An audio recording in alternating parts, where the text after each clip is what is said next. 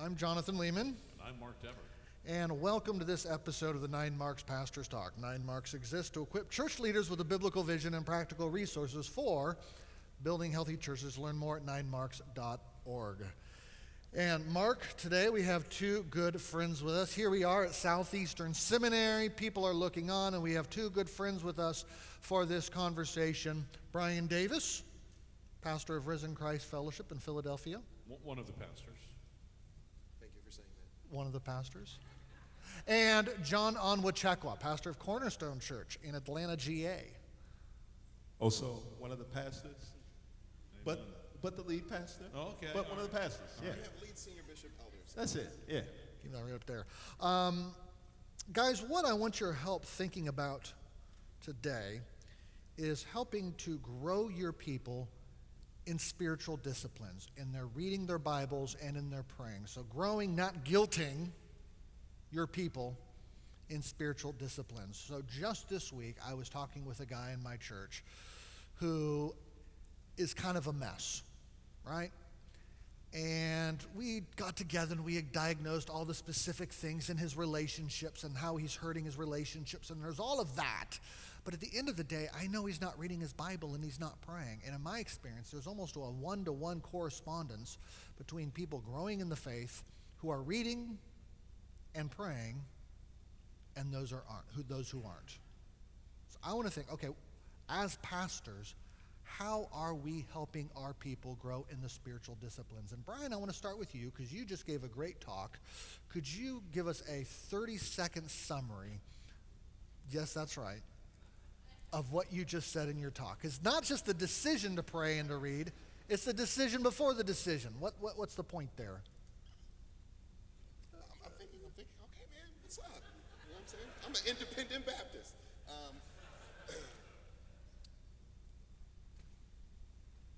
So I think there can sometimes be an unaddressed domain of how decisions happen with particularly spiritual disciplines, and what causes you to do them, especially if it can happen in two ways. If you don't do them as a habit, or if you do them as a habit, it's easy for the heart to get disinvolved or to not be addressed.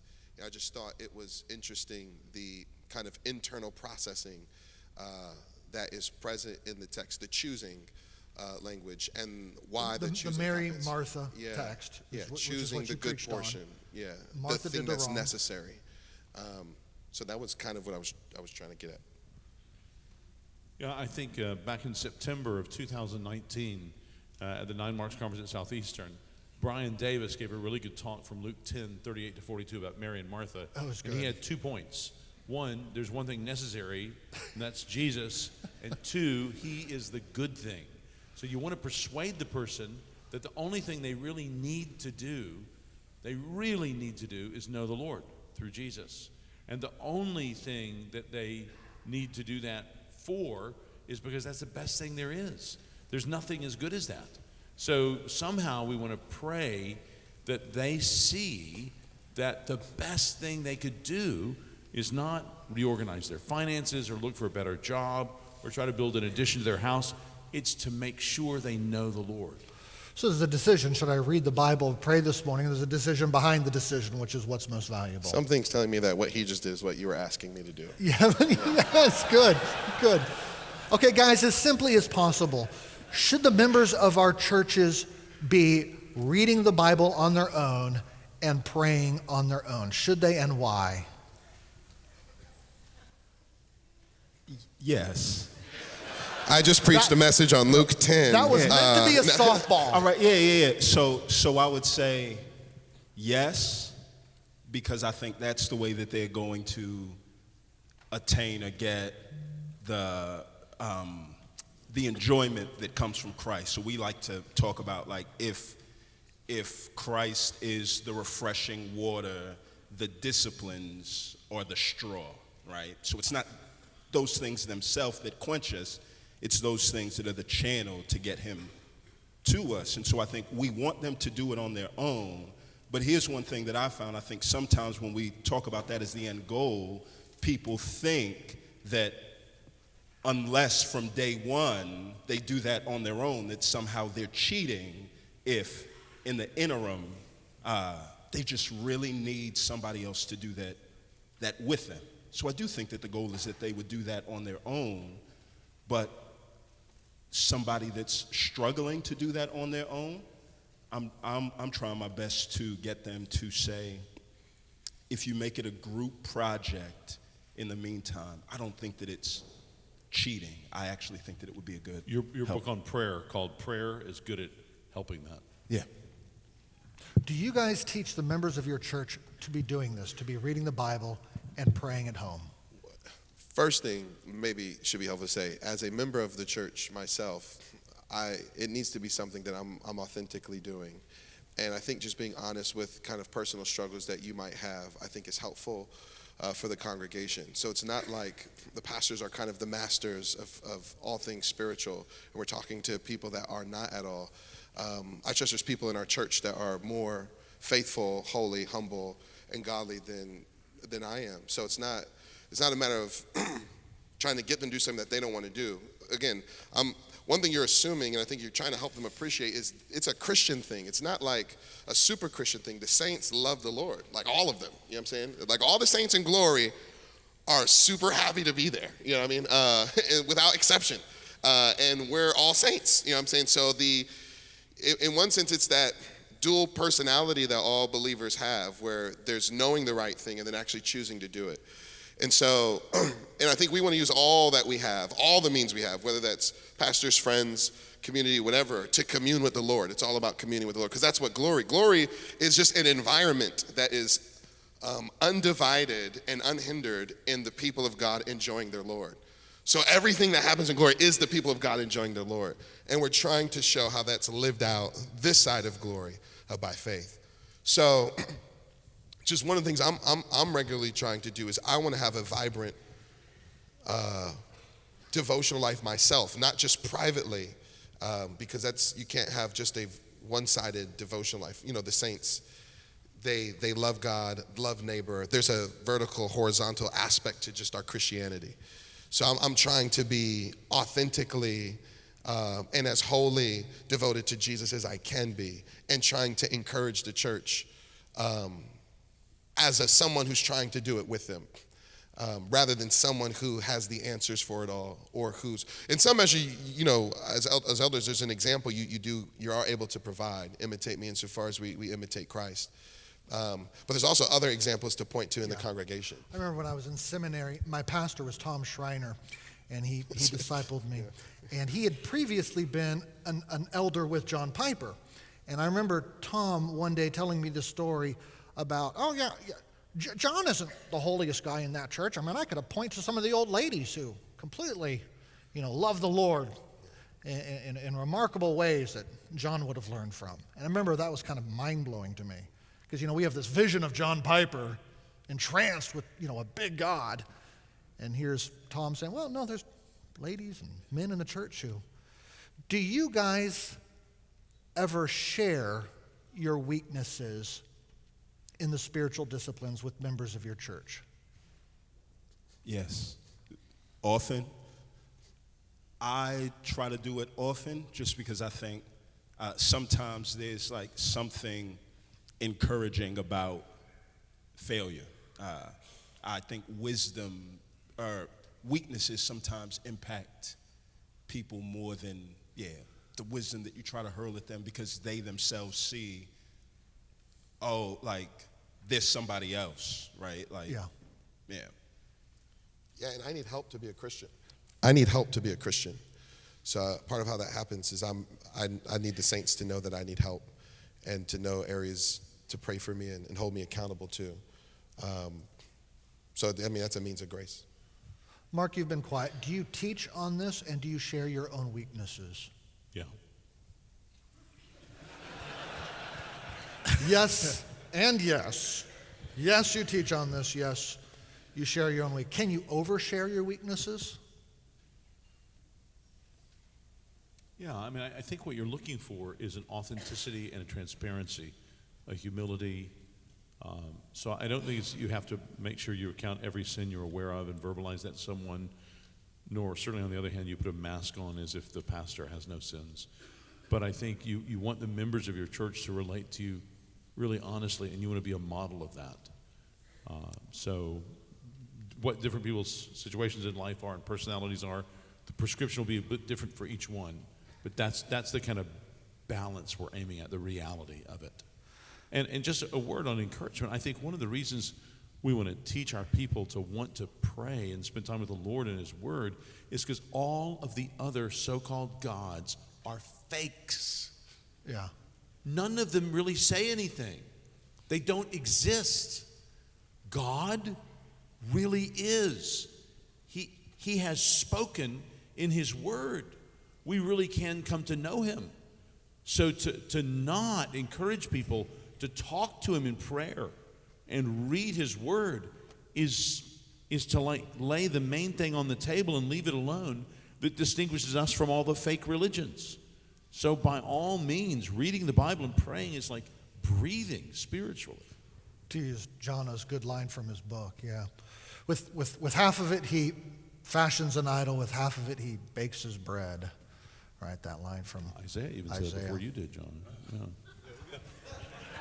Like John says. Yeah. Okay. So let's go to my guy, who I said, I'm looking at him. I'm thinking, you don't read your Bible. You don't pray.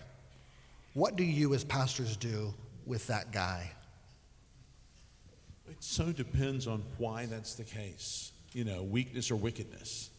Is it his heart is cold toward God? Or has the brother just been through a lot? Is his wife in a rough state?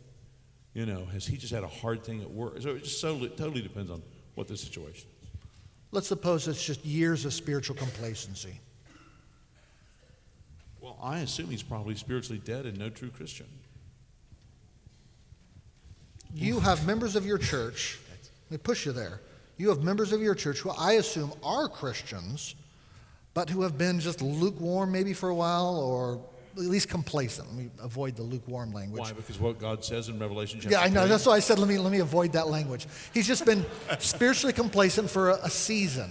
And he comes to you and says, I just don't desire to pray. I don't desire to read my Bible, but I know I need to, and I know I want to, Mark.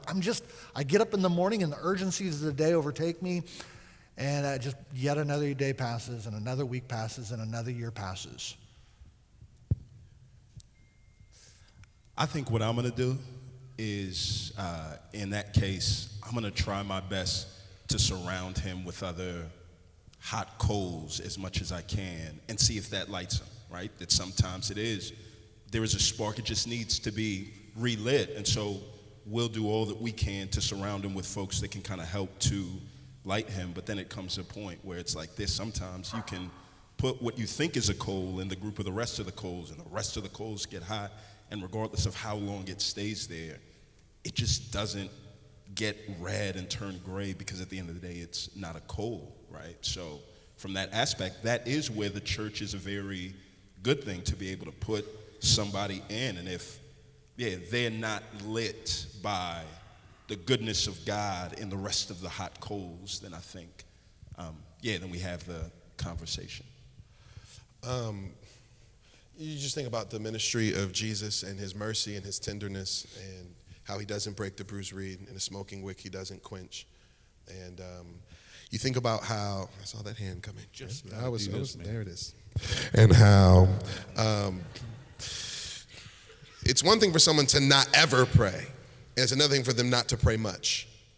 So when we're praying as a church, is He playing a game, or is He praying with us? If He's out and He's overwhelmed, and as best as He can articulate it, Lord, help me. Or is there no prayer?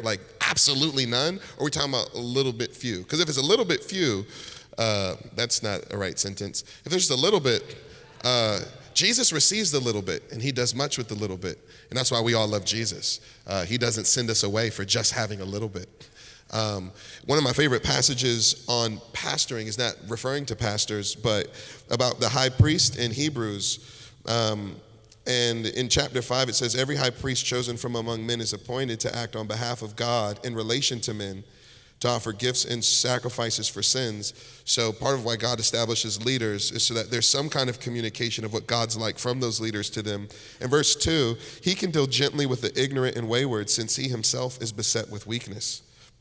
And I just think that's helpful. I can think of seasons where I've struggled to do very basic Christian things and needed a lot of help and just to be carried. And you think about it, bearing one another's burdens, fulfilling the law of Christ. So I think until a pastor's kind of been willing to meet with somebody and pray with them every single day to see if that fire can grow, I think they should be slow to kind of say that they're not a believer at all. So I think really our job is to do all we can as shepherds to strengthen those who are weak and to help them, right? You admonish the idle, you help the weak, you encourage the faint-hearted, but we're called to be patient with them all, and that with a perfect patience. And so, yeah, I think, that's probably. Do you ever meet with people, or help structure in quiet times? Like, hey, call me every morning at 7. We'll read. Hey, tell me once a week how it's. Do you I ever haven't do that done sort of stuff? that to call me. I know saints who do. I've considered doing it with a couple people who seem just peculiarly distant to any kind of regularity in terms of discipline. Do you guys ever try to help provide the structure, the external structure someone needs? I've done it at times. Yeah. Mark? I did back in the 70s. In the 70s. When I was an undergrad, I would have a quiet time. But not so with much new now. Christians. It's not really the good stage in life for that. But I mean, I can certainly meet with them, Yeah. when I meet with them during the day, and I certainly pray with them and talk to them about their prayer life. Yeah. So, years ago, before my wife and I had kids, there were 2 young men that started to come to our church, and we were just getting ready to buy a house, and sat with them one day, and granted, we don't do this all the time, but they both just shared how weighed down they were, and they were both in, not like Job type stuff, but it was just this peculiar weight on them. So we invited them to come and live with us.